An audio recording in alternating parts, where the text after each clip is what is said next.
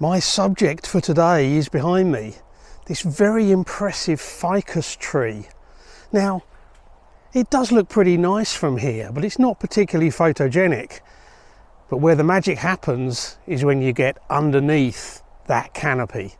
And that's what I'm going to be doing right after the intro. I hope you'll enjoy the video. If you do, and you're new here, don't forget to hit subscribe before you go.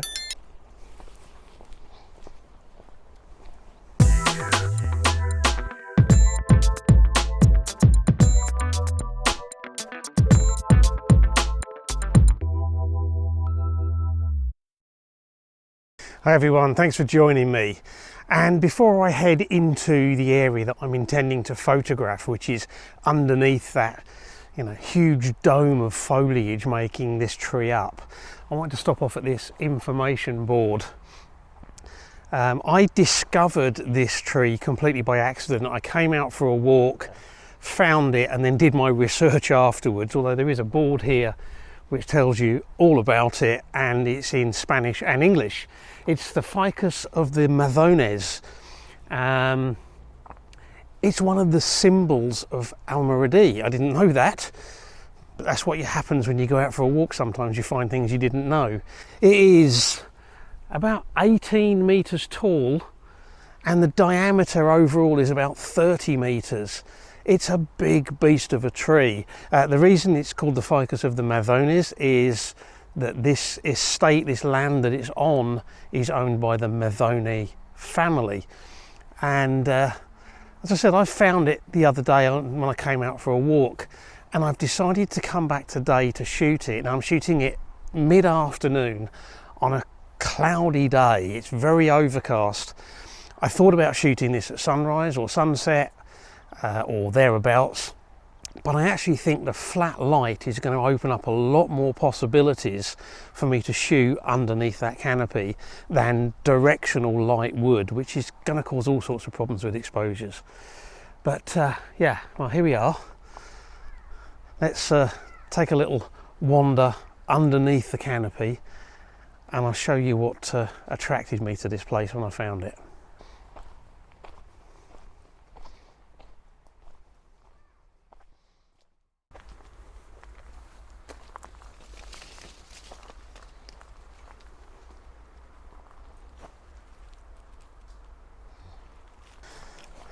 This is what grabbed me about this. We got this fabulous ficus tree with all the twisting shapes in the trunk, and then it spreads out into this huge canopy that kind of creates a dome all the way around. It's kind of got almost a fairy tale or something like that feel to it. It's really, really beautiful. And I think with the flat light, it opens up a lot of possibilities to do something with this. And I keep hearing seeds or something dropping, so I might get one on my head at some point. But this tree is absolutely gorgeous. Now, because of the flat light, that opens up the possibility for me to shoot pretty much in any direction in here, because I'm not going to have to worry about directional light. It also means that I have a lot of options in terms of how I want to process the images. I think with flat light you can play around much more with vibrance and saturation if you want to go for colour, and also flat light can work really well for black and white in this kind of scene as well. And I haven't really decided yet exactly how I want to do this. So the first thing to do is going to be to have a little walk around, maybe stick a lens on the camera and have a little walk around and just see what kind of views appeal to me. So we'll do that now.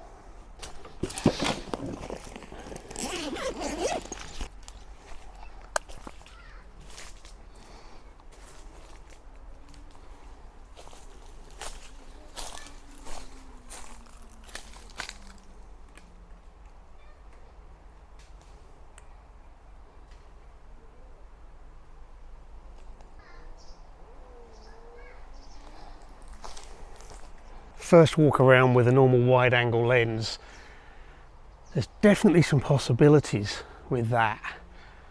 I'm almost inclined to try a panorama as well, but we'll have a look at that a bit later. I think the other thing I'm going to do is I'm going to pop on the fisheye lens and just try to get an idea of what we might be able to do with that, because of course a fisheye lens is going to exaggerate the curvature of all of the branches. The only thing is, of course, it's also going to create curvature in the floor depending on how I place the camera, and that might not work out, but we'll stick a fisheye lens on and have a little look.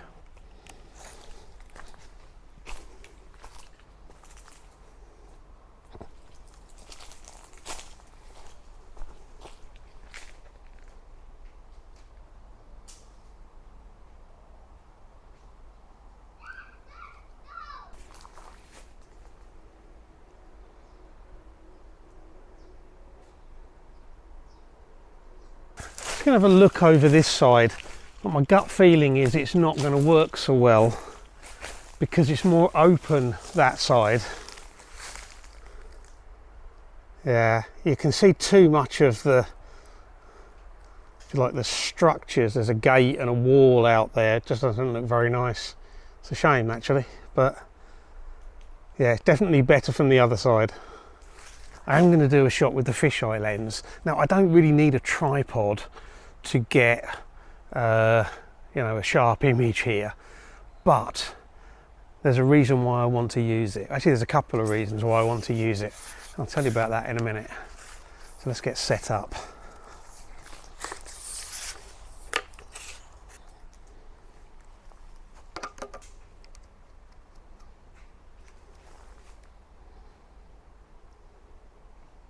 Okay, so this is the scene that I've got set up using the fisheye.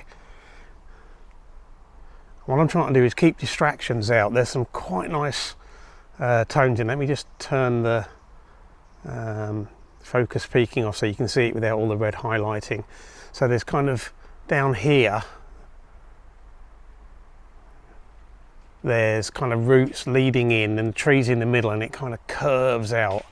And if I look at the histogram, I'm going to blow highlights on this. So one of the reasons why I wanted to do this on a tripod is I want to focus stack. I don't want to focus stack, I want to exposure merge. Don't need to focus stack with this lens, that's for sure. So I'm going to do probably 3 or maybe even 4 shots. Try and get it a bit more level.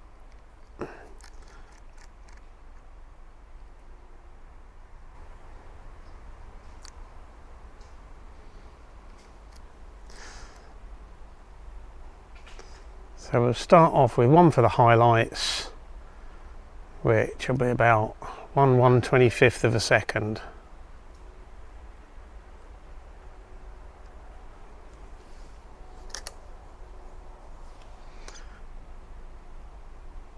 And then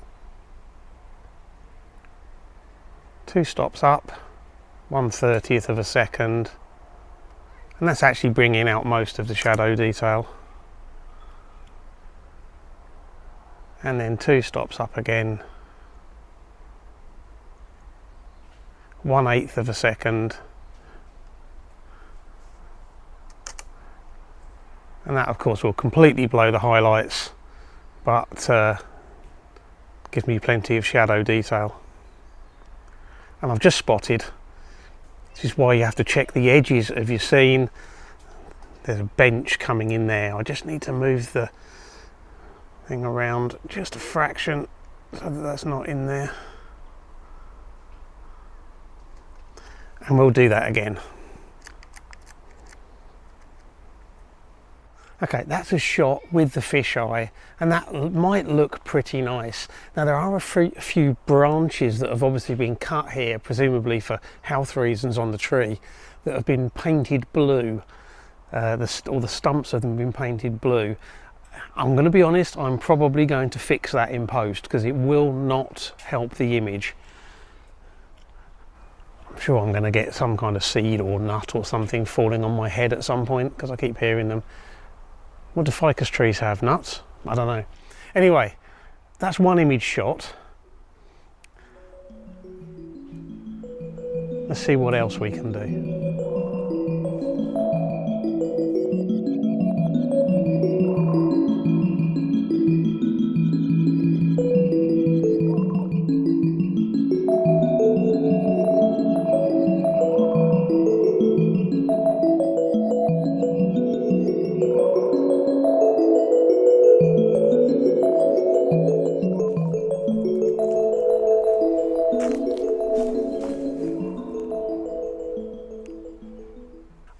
going to shoot a wide angle panorama, and I've got no idea if this is going to work, because wide angle panoramas sometimes have problems with the stitching process, but it's worth the try. The reason I want to do that is I want to get a much kind of broader scene without the extra distortion created by the fisheye. So I kind of came anticipating that, so I brought my tripod with this leveling base on.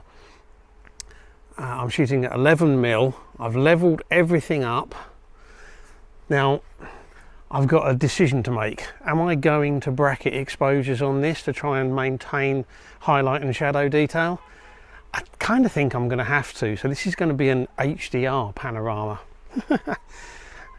complicating things even further. So we'll see what happens with this. I make no guarantees that it's going to work.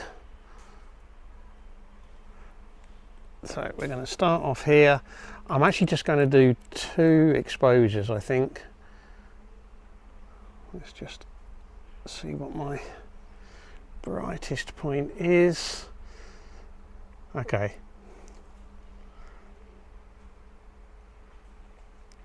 Okay, for my brightest point I'm going to need about an 80th of a second. And for my darkest, to get shadow detail, probably a 1/10 of a second. So I think I'm just going to do this as 2 exposures for each one, and hopefully that will work. So I'm going to do the highlight one first. So do that 1/80th of a second.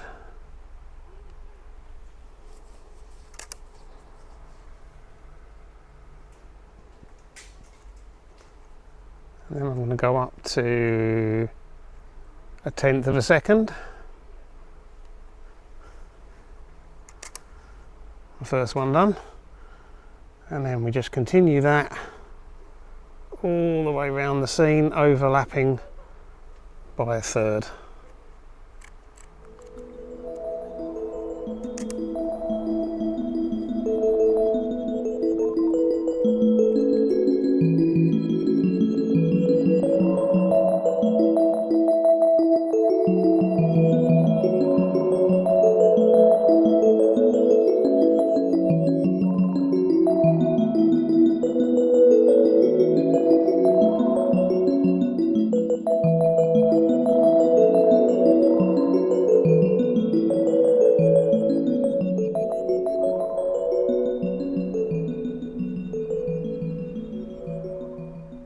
What I'd like to do now is get a sense of scale, and the only way I can think to do that is to put myself in the frame. Bit of a selfie. So what I'm going to do, I'm going to set my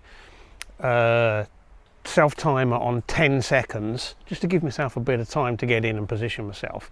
And I'm also setting up auto bracketing, so it will take 3 shots. Don't use auto bracketing very often, because normally I just do it manually, but obviously I'm not going to be able to do that if I'm standing in the frame.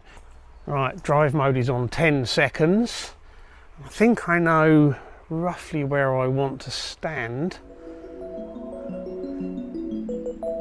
I guess we'll see.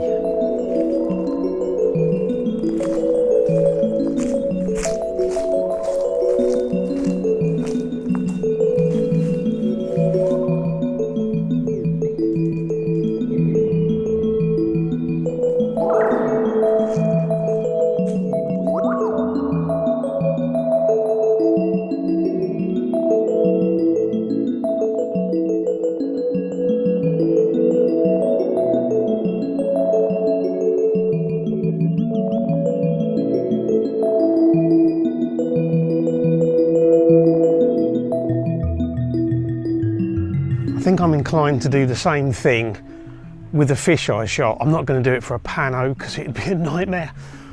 I'm inclined to try the same thing with the fisheye lens on, because then you're going to get all that sort of extra perspective.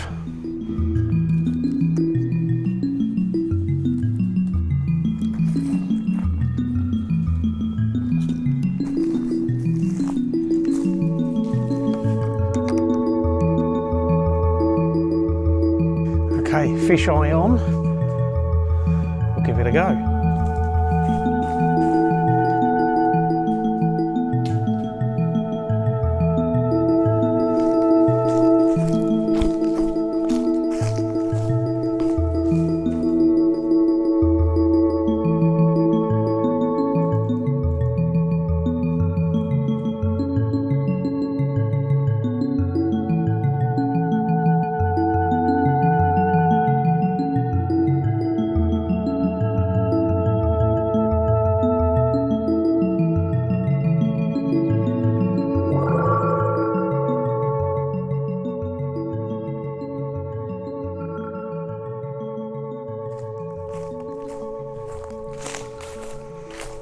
So I said at the beginning of this I'd explain why I bought the tripod. Hopefully now you're seeing why. One is that I wanted the option to shoot a pano, which would have been hard to do handheld, I think. And the other one is I wanted to be able to do some selfies to get some scale in the scene.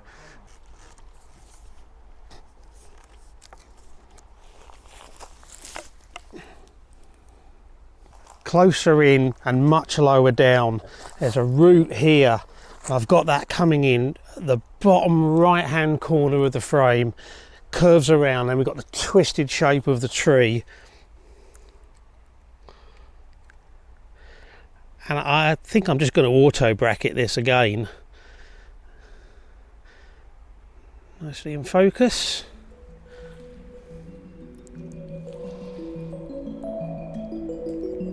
Left it on 10 seconds. That's okay, because I might do another selfie in a minute.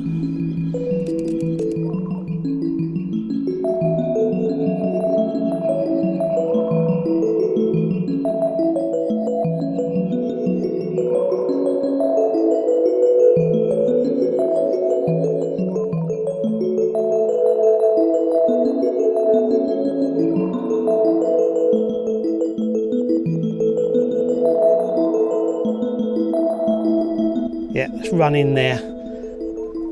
Do something a bit different. I'm going to sit down on here. Might not work.